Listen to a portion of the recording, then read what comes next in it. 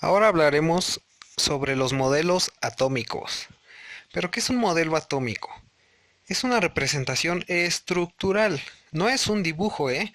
Es una representación del átomo que explica su comportamiento y sus propiedades.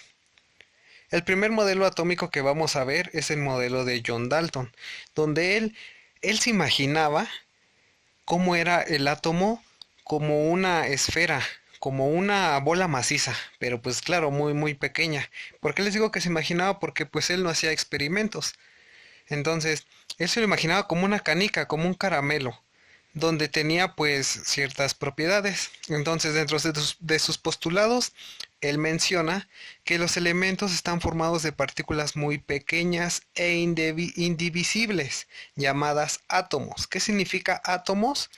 Tomos, división a sin, o sea, sin división, átomo. Eso es lo que significa. Ahora, eso es lo que decía John Dalton, que eran partículas muy pequeñas que no se dividían. Y vemos los ejemplos ahí en la imagen, pues que todos son como esferas, esferas macizas, así los conocía él. Su otro postulado dice que los átomos de un mismo elemento son idénticos. Vean la imagen de arriba y podemos apreciar tres esferas azules. Hay una amarilla grande, después tres azules. Esas tres azules son del mismo, son átomos de oxígeno. Entonces entre ellos son idénticos, por lo tanto deben de poseer las mismas propiedades. Pero ¿qué pasa si fuera diferente, como la amarilla? Pues debe tener otras características, otras propiedades. Entonces es lo que dice el segundo postulado. De un mismo elemento son idénticos, pero son diferentes de los de otro elemento. El tercer postulado dice que los compuestos químicos se forman al unirse los átomos de dos o más elementos distintos. Veamos esa misma imagen. O sea, tenemos dos átomos distintos. El amarillo es el azufre y los tres de oxígeno son los azules. Entonces, si yo uno un azufre con tres oxígenos, me va a dar el compuesto o molécula de trióxido de azufre. Y por último dice que al combinarse los átomos de dos elementos iguales para formar compuestos, lo hacen en relación sencilla de números enteros. O sea, de aquí no va a haber fracciones. Vamos a ver más adelante cuando les enseñe nomenclatura que por ejemplo el trióxido de azufre es una S, una O y un 3. O sea, nunca vamos a manejar medios o pedacitos. A eso se refiere el modelo de John Dalton. Luego llega Joseph Thomson. Él estudia los rayos catódicos. ¿Qué son estos? Pues era una tecnología que no había en los tiempos de Dalton. En esa figura que está en la superior izquierda es un tubo de rayos catódicos. Les pregunto a Fabián y Areli, ¿ustedes lo conocían? Con esa tecnología les hace incidir estos rayos y es como Thomson descubre el electrón. Entonces, dentro de los postulados de Thomson, en este modelo dice que el átomo está formado por electrones que tenían carga negativa. O sea, hasta aquí ya no es, ya se separó, ¿estamos de acuerdo? Dalton decía que era una bola maciza y era única, pero aquí le están poniendo electrones. ¿Y dónde se encontraban estos? Dice que estaban incrustados dentro de una esfera de carga positiva. O sea, al fin de cuentas también había una esfera maciza, pero que había electrones que lo rodeaban. A este modelo se le conoce como el pudín o pastel de pasas, donde los electrones pues son esas pasas que están incrustadas en el pudín. Ahora dice que los electrones se encontraban repartidos uniformemente alrededor de todo el átomo. Ajá, o sea, ¿qué significa eso? Que pues hasta cierto punto no se movían, exactamente como un pudín de pasas, donde pues las pasas ahí están quietas, ¿no? A eso se refiere. Y nos maneja el concepto de que el átomo es neutro. ¿Qué es algo neutro? Pues que debe de tener cargas negativas y también cargas positivas para que éstas se puedan compensar. ¿Quién vino a derrocar a Thomson? Fue Ernest Rutherford, con su experimento de la lámina de oro. ¿Qué pasó aquí? Dice que a una lámina de oro se le bombardearon partículas alfa. Él esperaba que los rayos pasaran derecho y sin problema, ¿Por qué? ¿Por qué esto? Porque él asimilaba que como las partículas alfa eran más grandes, pues era como, como si un arma disparara y atravesara una hoja de papel. Entonces, sin problema, él tenía que pasar, o sea, derecho, así como se muestra en la imagen superior, del lado izquierdo. Ahora, ¿qué se dio cuenta? Que mientras unos rayos pasaban derecho sin problema, otros rebotaban, ya sea 80 grados, 180 grados, perdón, o si había una desviación considerable, como se ve ahí en la imagen. Entonces, ¿a qué conclusión llegó?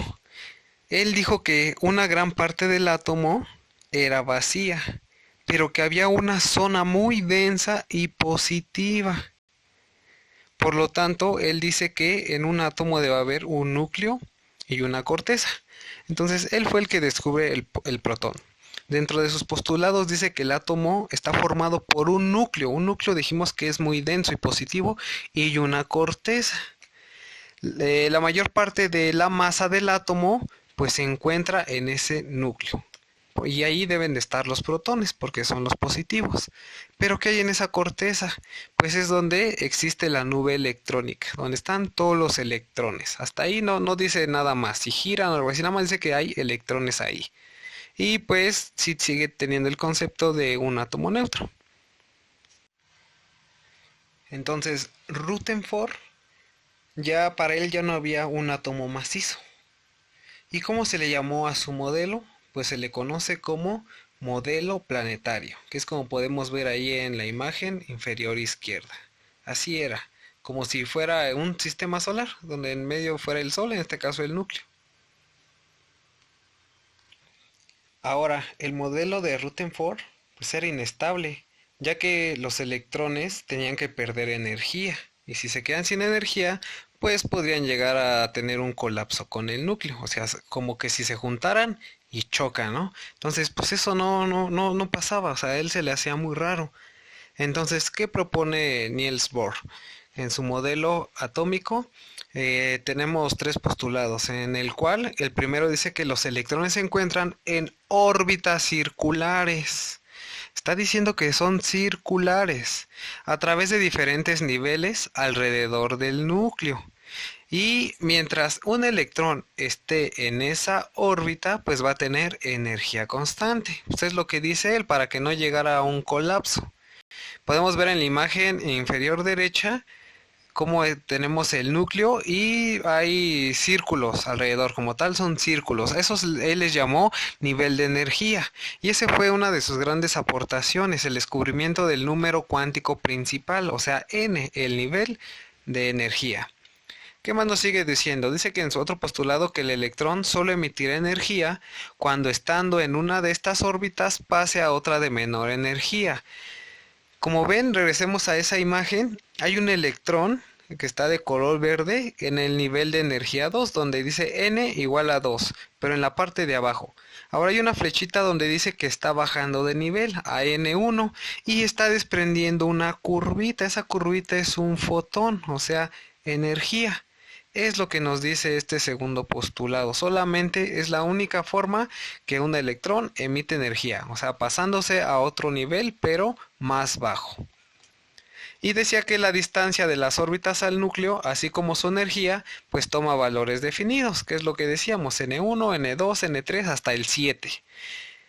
Y cada nivel admite un número máximo de electrones. Entonces esto nos da principio a lo que es la mecánica cuántica. Ahora, el modelo de Bohr pues solo aplicaba para el hidrógeno, donde pues sí, el hidrógeno, sus electrones orbitan de forma circular. Pero ¿cuál es el aporte del modelo de Arnold Sommerfeld? Pues que él capta lo que son las órbitas elípticas. Órbitas elípticas, así como se ve en la imagen superior, o sea, ya no eran circulares, ya tenían una deformación en forma elíptica, que de hecho, pues es el segundo número cuántico que se habla sobre los orbitales. No es lo mismo órbita que los orbitales, ¿ok? Entonces los orbitales más adelante los vamos a ver y es la forma en que donde puede estar un electrón girando. Entonces, sí hay órbitas circulares, pero con el hidrógeno no se podía averiguar las órbitas elípticas. Entonces, ¿cuál es la aportación de Sommerfeld? Pues el descubrimiento del segundo número cuántico, que son las órbitas elípticas, que nos dice la forma. Dentro de sus postulados, pues también se debe cumplir que la modificación de estas órbitas parte del nivel de energía 2. O sea, el nivel de energía 1 sí son circulares, pero a partir del 2 ya empiezan a ser elípticas. Ahora veamos el modelo de Schrödinger, donde él toma la teoría onda-corpúsculo y la mecánica cuántica de Max Planck. Él es el primero en desarrollar la mecánica ondulatoria, por lo que él toma los electrones como una función de onda. O sea, él dice, ellos no recorren distancias en forma recta, sino como una onda, o sea, como suben y bajan, ¿no? Como si recorrieran una onda. Eso para él es como se mueven los electrones. ¿Qué ve otro postulado? Dice que hay nubes de probabilidades. Entonces es cuando aparece el tercer número cuántico, que es el número magnético o de orientación. Y a esto es lo que se le llama orbitales. Entonces dijimos que la órbita es como giran alrededor del núcleo, y los orbitales es dentro de esas mismas órbitas cómo se están moviendo. Y es cuando hablamos de nubes electrónicas. Es la zona de probabilidad donde puedes encontrar a un electrón. Entonces, esta pregunta va para Gael, para Christopher, para Carla y para Fernanda. ¿Cuáles son hasta ahora los tres números cuánticos que hemos visto? Déjalo como comentario debajo del video. Y solamente quiero las letras. Son letras, de hecho son números cuánticos, pero se manejan en letras. Entonces, ¿qué más me explica este modelo? Pues el enlace y la estabilidad de las moléculas. También explica solo la estructura electrónica del átomo y sus interacciones con otros átomos. Entonces, si alcanzan a ver hasta el fondo de la imagen, así como se ve desvanecido, eso que se ve como radiante es la zona de probabilidad donde se mueve un electrón. Y esa es la aportación de Schrödinger. Y ahora, ¿cuál es el modelo actual? El modelo actual es una recopilación de los últimos modelos que llegamos a ver. Ahí tenemos anotaciones donde dice que Schrödinger propuso el modelo cuántico del átomo, el cual trata de los electrones como ondas de materia. Entonces ahí se ve mejor la imagen de cómo se mueve un electrón, como una onda. ¿Qué otro, qué otro concepto toma este modelo? Pues la forma del orbital, donde dice que es la región donde se encuentra un átomo. O sea, es donde él se mueve, y más bien existe la posibilidad de encontrar ese electrón el 90% de su tiempo. Ahí hay una imagen, parecen dos ojitos, pero no, es un núcleo, y alrededor es como se pueden estar moviendo los electrones.